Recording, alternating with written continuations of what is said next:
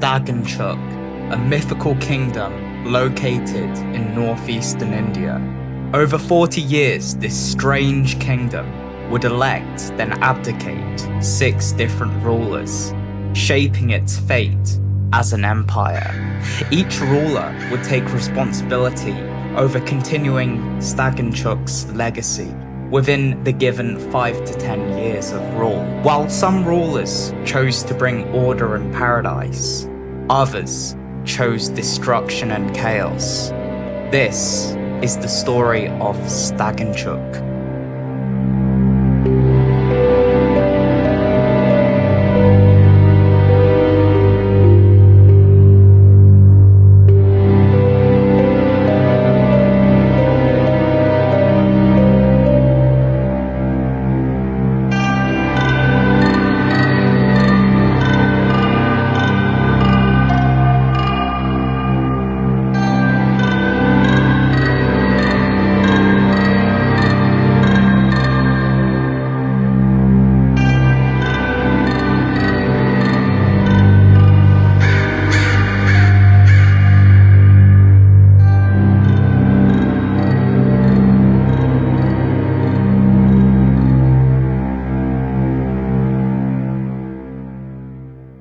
Having no known land of origin, the founding fathers began debating the location of their first settlement on a Discord call. I like the India map. Have you guys Yeah, it's good. It's good. That one's good. Didn't try it. I like Europe, but just don't go to Spain. Go to like Eastern Europe. And then let's see. What's interesting is sometimes this map actually gets isolated to where you have like a left and right hand side of the map. Yeah, I'm looking for something that has a water source with low moisture. I think this is going to be a good spot because it's low moisture or low enough. It's got some forest. The river will generate on one side of the map. We've got some mining, and then the pastures should be fine. So We got decent mining, really. After some insightful discussion, the first ruler, known as the Pioneer, would settle between the source of a river and a mountain range. A perfect start for the first 10 humans. The Pioneer's rule would start off with the basics, by the riverbank, placing down a hearth, well, carpenter, and of course, a mass grave for many deaths to come. But as soon as the settlement had started to grow, the other future rulers became weary of his actions, openly insulting his leadership to win over approval, I guess. No, that's the point. Someone's gonna do a bullshit city. Okay, so you're making human city, alright? It's not Dondorian, because if it was Dondorian, I would turn it into a big prison. I really hate them. It's gonna be a mess. We could make a ghetto. Or like, we could segment out the area. Segregation. Yeah, segregation. Just have like in different spots. Oh no, bro, I cannot be in the list. I haven't bought the game yet. Come on, I'm still playing the demo. Oh shit. Do you want us to send you money? No. Yay, we're no longer homeless, guys. Yeah. Yay. Yay. I want to get the livestock set up before all the livestock rot. People are starving and roads are like and buildings are falling apart. Russell, you've put yourself in a very tough situation. Like, everyone here is just judging you. Like, No, you're wasting space. Don't do this. No, come on. After hearing the council's outrage of his urban designs, the Pioneer would choose to import apples to sustain his future nurseries. Other members did not see the strategic decisions that the Pioneer was conducting. The storage and the auxiliaries. No, you're just gonna eat the woods. Don't eat the woods or you're gonna reduce... There are no trees here, sir. However, this did not stop the ridicule. Other members in the call would further ridicule design choices and lack of research, but at the end of the day, he showed himself to be a competent, but underestimated ruler through getting rich in clothing sales. He made strides in building one of many of the first sweatshops within Stagenchuk. He also made strides in lab research, forming the backbone of innovation for future rulers to come. Drasil, the pioneer ruler, lead of the group of refugees to the fertile lands of India. There they settled a ranch of aurochs. Their rule was prosperous. Within a short 6 years, the population of refugees swelled to a small city of 1,000. However, Drasil, the pioneer, died without any heirs, leading the people of the city to create a term limit for the new leaders. With the pioneer's rule at an end, it was now Dougade's turn to hold responsibility over the city. While the pioneer pioneered in trade, research, and population growth, Dougade would kickstart military training, searching for the very strongest of warriors within Stagenchuk. To fulfill his growing population, he deforested acres of land to make way for wheat fields and build one of many bakeries, as the humans had grown sick of their carnivorous diet. His rule wasn't without cruelty, however, as he expanded the settlement deep into the mountains. Many of the citizens were forced to mine coal and ore without any warmth or shelter. During his rule, many humans were forced to sleep on the cold cave floor, crawling in their own filth. But despite this hardship, a lot of effort was taken to kickstart metal and weapons production, with depots ready to arm the troops who were prepared to conquer distant lands. Ah, you're still awake, I see. You're still listening. So you came to listen to me reminiscing about my rule? No? Well, I'll tell you anyways. After Dougade's rule, the crown was handed over to me. I could not let my fellow civilians suffer in the mines like that. The city I had inherited had no nature in it. The cemeteries were becoming overcrowded.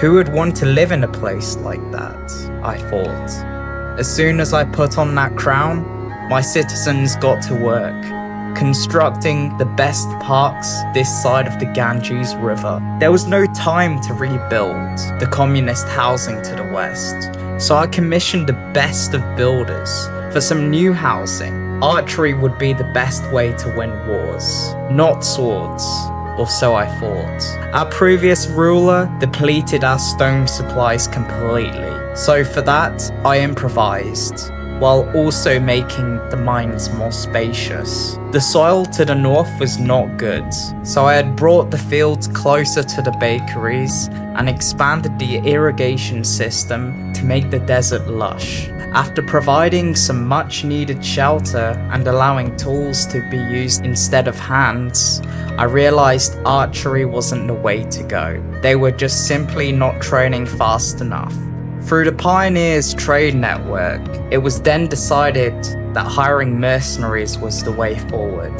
And with a bit of luck, I marched north, prayed for the best, and captured the first region. The Dondorian improved quality of life in the workforce again, even letting his own kind settle in the city too. He allowed for taxation of this region, with many caravans of wheat and wood being transported to the city. The Dondorian would only be shortly remembered for his efforts to improve quality of life, however, with his reign coming to an end after 5 years. As more and more Dondorians flocked to the city, it was clear all the landscaping I had done would be to waste. And so, Effigy the Mad rose up, claimed the throne to himself, renamed an NPC to my channel name, and set him as a slave. From the moment Effigy the Mad understood the roundness of the mountain, it disgusted him. He craved the strength and certainty of the square. He aspired to the purity of the blessed geometry. Garfimi kind clings to its roundness as if it will not decay and fail them. Will one day the crude circle they will form will wither, and they will beg his kind to save them. But he was already saved, for the square is immortal as he fought. So Effigy the Mad shaped the mountain in the perfect image of a holy symbol. It was his main accomplishment, and then he was done with the mountain. He was overwhelmed by its beauty. He was overwhelmed by the beauty of his work. So much so that some people argued this was the reason he became insane. He attempted to move all industry inside of there. Tailors, smelters, he even built a new silicon mine and transportation system. It was done at the cost of harming the main city population, and he had tried to stop incoming riots by building chopping blocks and stockades. But the human population kept on incoming, and rations supply was getting lower and lower. Great precedent of releasing the previous ruler who had been made a slave. Or was it a bum? Who knows? Who will save the city? That's an interesting question. You see in Effigy's maddening hallucinations, he kept on hearing one name, the Tacker. The Tacker, he kept on shouting in his sleep. On his final moments on his deathbed, he had made a prophecy contradicting his previous statements of the square. The next ruler would be Garfimi, he whispered, before succumbing to his illness. A strange bug-like man arrived at the throne after his death, claiming to be the next heir, who was strong enough to question Effigy's prophecies. One wrong word could cost you your life in Stagenchuk. The graveyards of Stagenchuk had filled up to the brim of anyone who had questioned Effigy's and now the Tacker's rule. Luckily, most of the humans and dwarves that had survived were allowed to keep their freedom, although being forced to live alongside their once ancient foes. Although industry and silicon production had expanded, food had become scarce, forcing the remaining humans to carve out monolithic multi-crawler breeders for nutrition. The humans and dwarves had no choice but to allow the Tacker's followers in. Over 10 years, their numbers had vastly outgrown the original population, and roads were widened to accommodate larger military parades. Sooner or later, a vote was passed in the city. The land was too infertile to support any more people, so with the remaining treasury reserves from the Pioneers' trade network, any and all privateers were hired to capture new land. It doesn't really communicate well how soil type is going to affect the number of animals. Yeah. But so you'll get twice as many animals for the bear crawlers if they're in mountains. Oh. I'll test that right after. That's so cool. I didn't know. Problem is that they're still affected by moisture, and Yeah. in order to get the moisture to them, that's going to be a giant waste of resources because you basically have to go all the way across the map. So yeah, I'll declare war. Okay, we're at war. Ooh, scary. Let's see if my safes come. Let's move away from the throne. Are there movement speed malices on rivers? There might be. It looks cool, so I'm gonna put them behind rivers. Yeah. Honestly, archers are so overpowered in combat right now. It doesn't even matter. I think a very easy resolution is just to increase stamina drain for archers. Make it so that archers can't move as much. So they could still run around, but it's not nearly as much, and you'll get more stragglers. I don't know. Maybe just one of the solutions. Definitely has to be accompanied by... Oh, shit. Where's the other? Where are these guys? Okay. Here, we'll just match their lines. Oh no. Oh wait, no, they're all charging towards your warriors.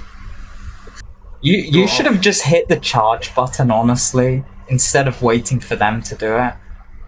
I know you're still gonna win, but like, yeah, you'll have more mercenaries. Is it better? I almost never used the charge button. unless I'm dealing with Oh dear. unless I'm something. I think it deals Face more round? damage. I don't know if you are gonna win this. I think your people are retreating.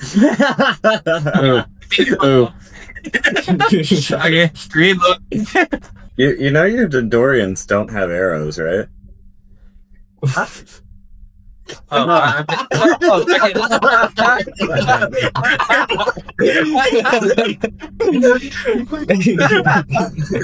I am not paying it. I could tell with your tactical brilliance of having half your army stand back and watch the other half. Do they have archers as well? No, they don't. I already checked. Million That I checked. Are they just gonna do the AI thing where they stare at your archers and then they die? Yeah, fortunately. Dumber than me. You've got that light skin gaze, haven't you? That wasn't funny. are they firing? Yep. This is peak gameplay. You have it on auto fire? Yeah, they're firing. You can Yeah. see how they're taking damage. It's just he doesn't have actually that many archers. If you charge them, it'll knock them back. They won't attack for a few seconds. You can get a bit more hits in. Or he can just stand there and they all die. Oh, amazing. The brilliance. Okay. Top strategic gameplay. Amazing. I'm really curious how you managed to conquer your first 3 regions. To be fair, I was paying more attention. It's hard to talk and play. Alright, I'm gonna go. Good luck with conquering and making the realm, I guess, stable somehow. Sounds good. Alright. Bye. You know those. One by one, cities fell, and other Garthemes living under oppression in other cities wanted to join in. They were unstoppable, and sooner or later, 1/3 of the continent was under Stagenchuk's control, until it was decided enough was enough. This action of expansion and the creation of Garthemi rebellions in other regions costed the Tacker's life, however, at the tip of an assassin's blade, ending his 10-year reign. With the Tacker's controversial rule of conquest and extermination mysteriously coming to an end, a Dondorian by the name of Dune came into power. Before Doughade's untimely death, a group of Effigy worshippers began voicing their political views in the streets of Stagenchuk, wishing for the return of the good old days. To prevent the collapse of their empire and invasions from other nations who have seen the destruction and chaos beyond the mountain range, Dune would hold the entire Garthemi population accountable for their crimes against his fellow kin. So all Garthemi were rounded up and placed into a large prisoner of war camp in the hopes that this would soften geopolitical tensions on the world map. And a few prison riots later, the humans and Dondorians became fed up with their largely bug-based diet that they were forced to eat over the past 10 years. So instead, work began on replacing them with mushroom farms. In compensation for Stagenchuk's former war crimes, Dune stepped down and Salmonus, the tyrant, took control. He allowed Crotonian refugees to enter in the hopes of improving farming. A great brewery was also built next to the concentration camp to celebrate this fragile peace. However, this would be short-lived, as food supplies and quality of life were still dwindling. All it took was one more riot and a continuation of societal collapse for Salmonus to be overthrown in a revolt. However, this time in Stagenchuk, there would not be any new leaders after this one. Most buildings lay in ruin, and the final ruler, Sergeant Skeleton, lacked the resources to rebuild the city. He attempted to collect new knowledge, captured from other regions in libraries, to find any new way of saving Stagenchuk, but this was no use. The irrigation canals had run dry, leaving most of Stagenchuk's farms and pastures unusable. Soon, the desert retook the once green fields, and swathes of citizens fled for greener pastures. Even the libraries that were set up began to decay, and other regions of the empire broke off, ending the tale of Sergeant Skeleton's rule and the story of Stagenchuk. If you enjoyed this video, please make sure to leave a like and even subscribe to not miss a rare opportunity where I actually have time to upload. As for now, see ya.